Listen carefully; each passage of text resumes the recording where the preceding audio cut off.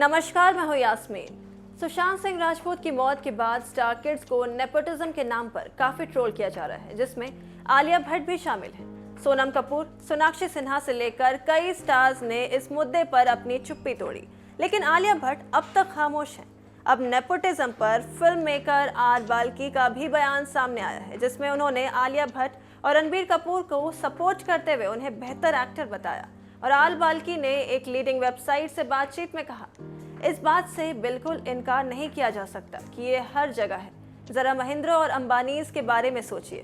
उनके पिता ने उनके हाथों में अपना बिजनेस सौंपा और किसी ने कुछ कहा। मुझे नहीं लगता कि मुकेश अंबानी के अलावा ये बिजनेस किसी और को संभालना चाहिए था। सोसाइटी में ये हर जगह होता है, बल्कि सब्जी वाला, ड्राइवर तक भी अपना बिजनेस अपने बच्चों के हाथों में ही सौंपते हैं। ये बेवकूफ़ी वाली बहस है। हम एक आज़ाद सोसाइटी में रहते हैं। आर बाल्की ने आगे कहा, अब सवाल ये उठ रहा है कि क्या स्टार किड्स को ज़्यादा फ़ायदा मिलता है?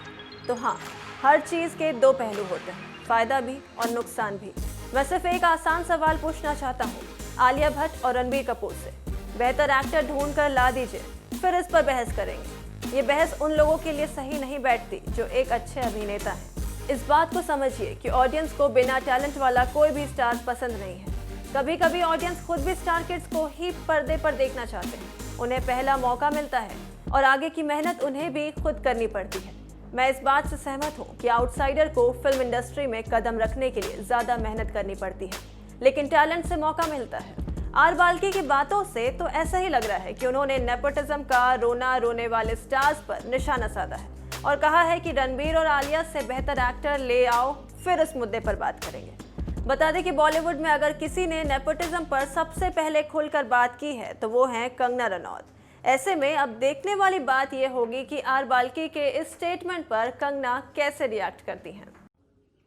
सुशांत सिंह राजपूत की मौत ने हम सबको झंझोड़ के रख दिया है, मगर कुछ लोग जो इस चीज़ में माहिर हैं कि कैसे पैरेलल नैरेटिव चलाना है, वो इस तरह से चला रहे हैं कि हाँ, जिनका दिमाग कमज़ोर होता है वो ये डिप्रेशन में आते हैं और सुसाइड वगैरह कमिट करते हैं। जो बंदे ने स्टैनफोर्ड की स्कॉलरशिप, वो रैंक होल्डर है in his entrance for engineering, उसका दिमाग कमज़ोर कैसे हो सकता है? अगर आप देखें उनके कुछ लास्ट पोस्ट, वो क्लियरली कह रहे हैं कि लोगों को बैक कर रहे हैं कि प्लीज़ मेरी फिल्म में देखो, मेरा कोई गॉड फादर नहीं है, मुझे निकाल दिया जाएगा इस इंडस्ट्री से। अपने इंटरव्यू में वो जाहिर कर रहे हैं कि मुझे क्यों नहीं ये इंडस्ट्री अपनाती है, I feel like a left over. तो क्या इसमें इस हादसे की कोई बुनियाद नहीं है?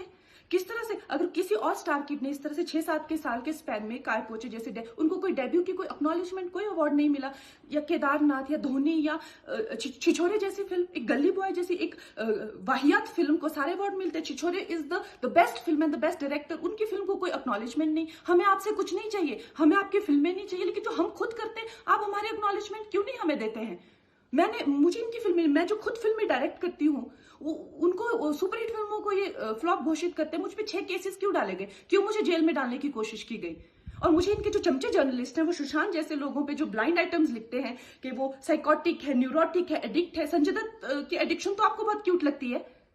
वो लोग मुझे मैसेज करते हैं कि तुम्हारा बहुत डिफिकल्ट टाइम है, तुम ऐसा वैसा स्टेप मत उठा लेना। ऐसा क्यों कहते हैं मुझे? ये क्यों मेरे दिमाग में डालना चाहते हैं कि आप सुसाइड कर लीजिए? तो ये सुसाइड थी कि ये प्लान मर्डर था? लेकिन सुशांत की गलती यही है कि वो उनकी बात मान गया। उन्होंने कहा तुम वर्थलेस हो, वो मान गया। उसने he didn't remember what his mother told him. उन्होंने कहा कि तुम्हारा कुछ नहीं होगा, वो मान गया। वो चाहते ही ये है कि वो इतिहास लिखे और ये लिखे कि सुशांत कमजोर दिमाग का था। वो ये नहीं बताएंगे कि क्या सच्चाई क्या है। तो हमें ये डिसाइड करना है कि who will write the history, we will decide that.